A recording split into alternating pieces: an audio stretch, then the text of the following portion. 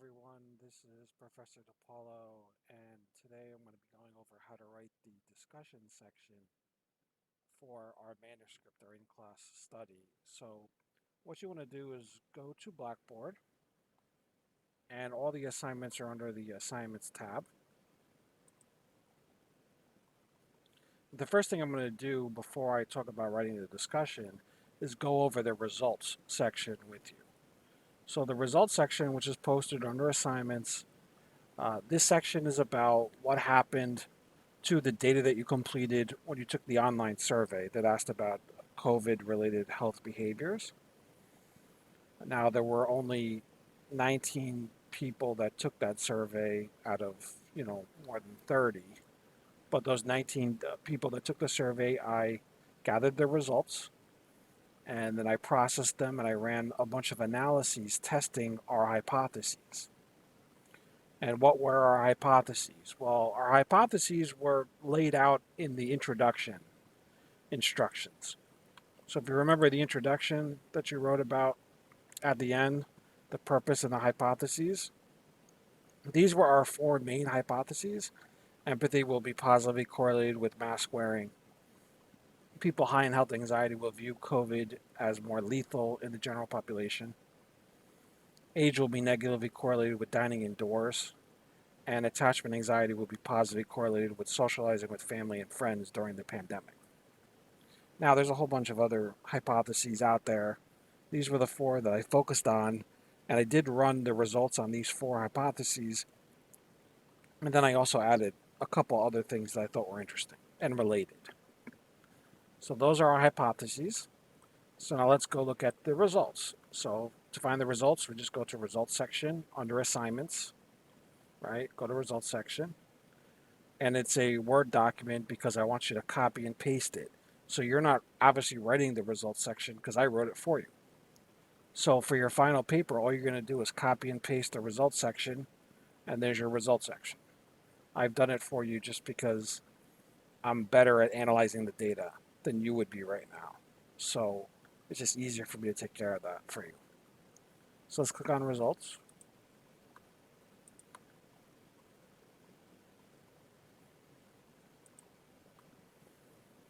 So here are our results. There was a positive correlation between empathy and mask wearing, and this is the correlation right up.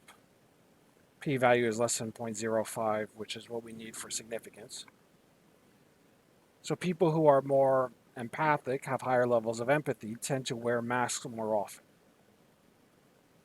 And that makes sense because you can put yourself in the other person's shoes, right? You could take their perspective, and if you were that person, you would want to protect, people from getting sick. So people that are higher in empathy tend to also wear masks more, probably because they want to protect other people from getting sick. And it's kind of this idea that, I understand what you're going through, you understand what I'm going through, so let's protect each other. So that makes sense. People high in empathy also believe that social distancing is important in preventing the spread of the virus. So that wasn't a direct hypothesis. The first hypothesis was supported. There was a correlation between empathy and mask wearing. The follow-up results is just related to that. So it wasn't an official hypothesis, but I thought it was interesting because it was related to the first hypothesis. And people high in empathy believe that social distancing is important, so they're most likely to practice this social distancing. Once again, they can take your perspective. They know you don't want to be sick, and therefore they don't want to be sick, so they're going to wear masks and keep a distance. Now, some of the other hypotheses were not supported. There was no significant correlation between health anxiety and beliefs in the lethality of COVID 19. So that was, not what I expected. There was also no significant correlation between age and comfort dining indoors, and that was not what I hypothesized. And the correlation between attachment anxiety and comfort socializing with friends and family was non significant, so that's not what I expected either. And then at the end here, I've added a couple of interesting things that I found that were outside of the four hypotheses we directly tested. So when we directly tested these four hypotheses, we supported one of the four, which is not great, but it's better than nothing. And there were a couple of other interesting results that we didn't hypothesize about, but I put them into the results section because I think they're interesting. People that were open to experience on the big five personality traits you guys probably heard of from intro psych or psychopersonality. Ocean, openness to experience, conscientiousness, extroversion, agreeableness, and neuroticism. Spells ocean. Well, openness to experience we measured, and these people that were high on this openness to experience trait were more likely to wear masks. So this was something different, and they were okay with it. So they're not rigid. They're not stuck in their ways. They're open to different things. So that makes sense. And then one political thing I threw in here, because I did ask about political ideology. I'm not going to focus on this, but it was interesting that there was a trend for Democrats to wear masks more than people that did not affiliate as Democrats. Now, ideally, I would like to compare Democrats to Republicans to independents, but we only had one Republican in the survey, so it was kind of impossible to compare all these Democrats to the one Republican. So what I did was I lumped Republican in with the independents and the non-affiliated people that didn't affiliate with either party, and that analysis showed that Democrats wore masks at a higher rate, or wore masks more than everybody else combined. What does that mean? Well, that's up to you to figure out. Uh, and we've been exposed to the different news on the pandemic and how Democrats and Republicans looked at the pandemic. So that ties in with that whole narrative, which is not really what the study is about, but since we had it in the survey, I decided to write it up as something I thought that was interesting. So those are our results. I've written the results section for you. You just copy and paste it into your final paper. So this only goes in the final paper. Following the method, you're going to have results. Now let's get back to the discussion. So if we want to write the discussion, if we go to assignments again, we have writing the title. Oh no, I'm sorry. How to write a discussion section in APA manuscript. So here's a PDF file, and here's where you're going to upload the discussion. It's due on 4/25. So you want to upload your discussion before the due date. Let's look at the format first. So when I open it up, I want the word discussion written at the top, centered in non-bold, non-italic, so just plain text, discussion like that, centered. And there's 4 paragraphs. Paragraph 1, we want to restate your hypothesis. Well, we have 4 hypotheses, so you could restate them all. The one was that there would be a positive correlation between empathy and mask wearing. That'd be your first one, and there's 3 other ones that we went through that are written in the instructions for the introduction. Then we want to state whether we supported or failed your hypothesis. Well, there's 4 of them, and we supported the first one, and we didn't support the other 3. And state your results in words without using without using statistical terms. So what do your results mean in general? So what do your results mean that there's a positive correlation between mask wearing and empathy? Or that there's no correlation between, um, the what we talked about before. There's no correlation between health anxiety and COVID-19 as being more lethal in the general population. That didn't go together. So state that in a very general way. Don't use the statistical jargon. Just state the results, basically. You didn't support hypothesis 2, you didn't support hypothesis 3, and you didn't support hypothesis 4. Which is okay, because this is a little pilot study. We supported only 1 of 4, but that's okay. If it was a real study, then we would want a lot more data. We only had 19 data points here. So that's what you're doing in paragraph 1. Paragraph 2, how do your findings relate to past research? So the research you talked about in your introduction section, Do our results confirm that research? Do they agree with it or they disagree with it? So based on past research, are you getting similar findings to what other people found or not? Or something completely different? If it's completely different, talk about why you think it's different.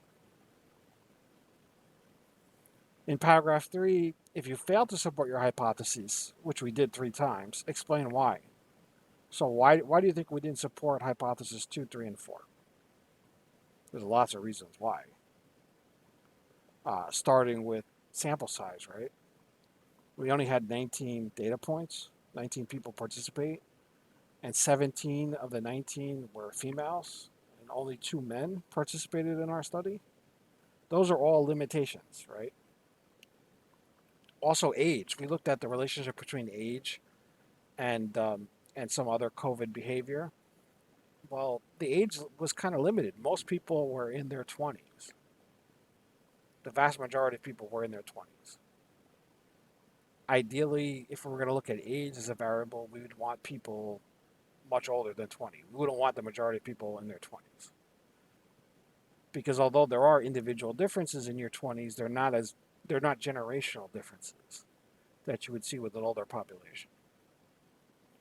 So those are all limitations. Small sample size, uh, lack of diversity with regard to gender, 17 females and 2 males, lack of diversity with regard to age.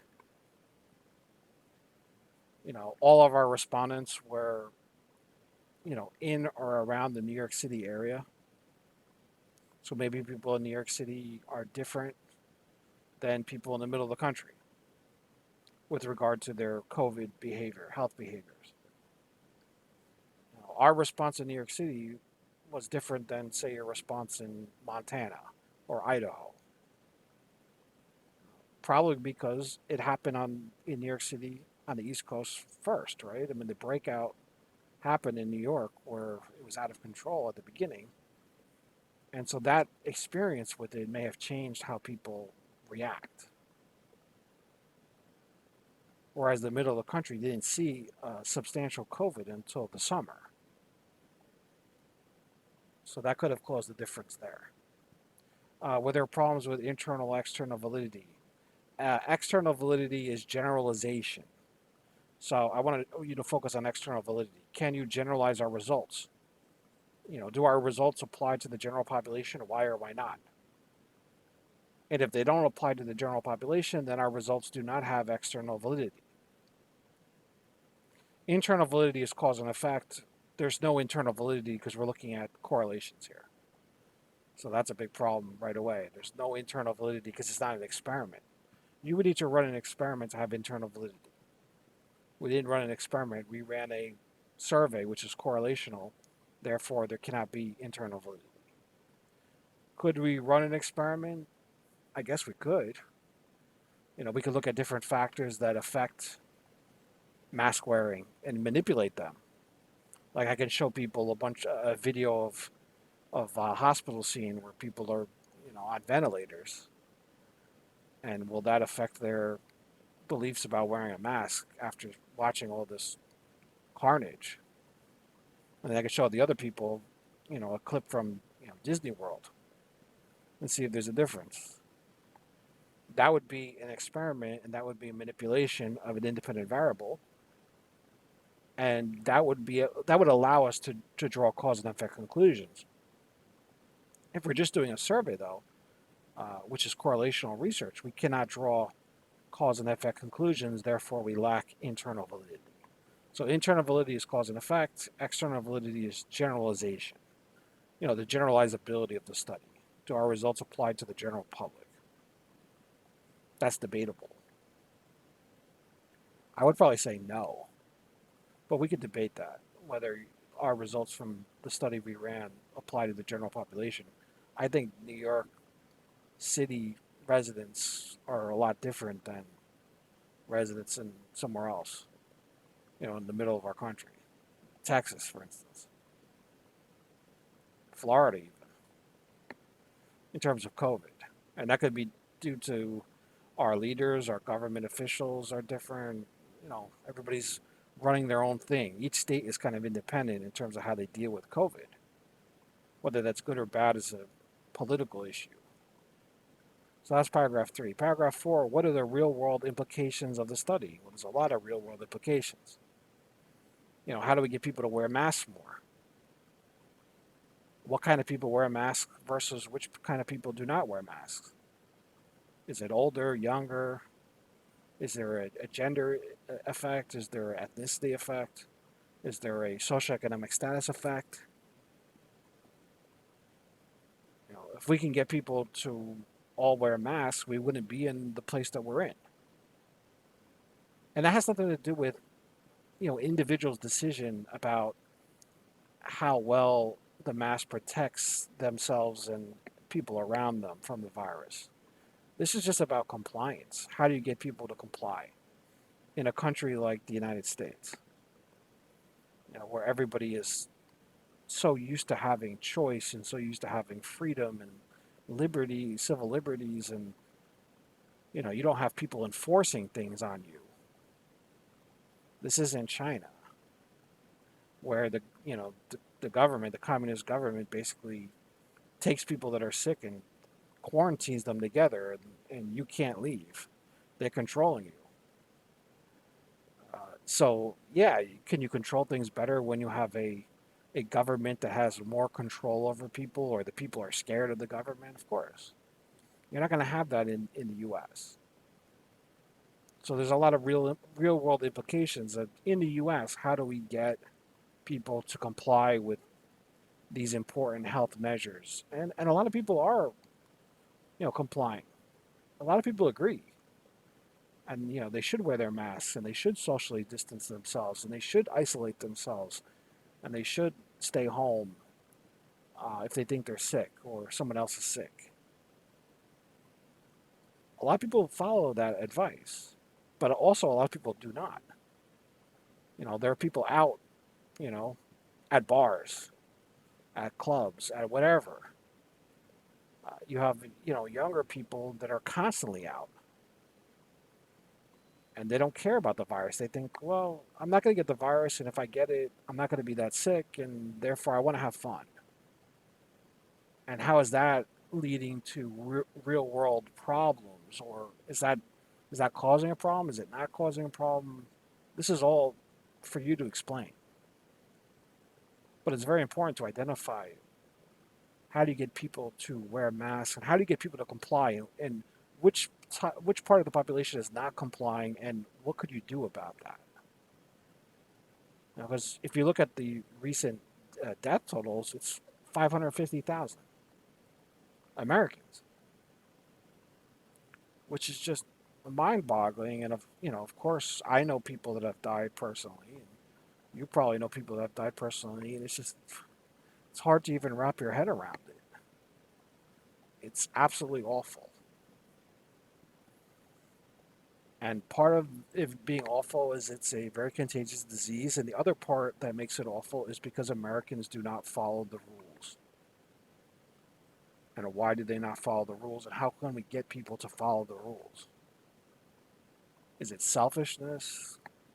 Is it, you know, maybe you don't take things seriously? You feel, invincible, like it's not going to hurt you? I don't know. As a psychologist, I would want to know why. And this is sort of what this study would address, just the beginning of why, and the beginning of who's doing it, who's not doing, and is there any kind of relationship there? Obviously, you would want to do a much more in-depth study than what I've done with you guys as a class. This is just a little pilot that I threw together on a very interesting topic and a very relevant topic. But you could drill down now and develop a bunch of other studies looking in more depth here. And how would you address the limitations? There's tons of limitations. Low sample size. How do you increase that? Obviously, you get more people. You have the gender issue. Once again, you're going to have to recruit more males. You have the fact that it's a survey.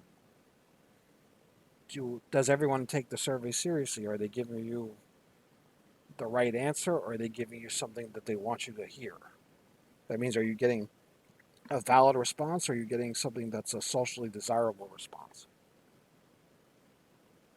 I think for the most part, we had pretty accurate and valid results.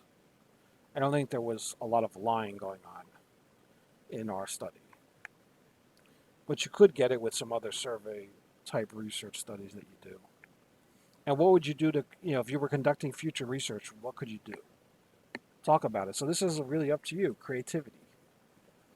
If you were to do something in the future to follow up on this study, what could you do? How do you make it better? And so 4 paragraphs, a lot of it is just, go look at the results, what I've described for you here, and the problems in the study, and then go with that and expand on it and see what you come up with. It is challenging to write a discussion section, based off the results. It's challenging. It's something you're not going to, get good at for a while. So I'm not expecting something I would read in a journal, but I am expecting you to try and to make a serious effort at it and give me what I asked for. These 4 paragraphs, and make sure the paragraphs are not 1 or 2 sentences either. Put a little bit of effort into this, and then I will review and I will make comments, and then you can revise for the final paper. And it's not like you're going to be an expert on writing a manuscript in APA style by the end of the course. I mean, that's not realistic.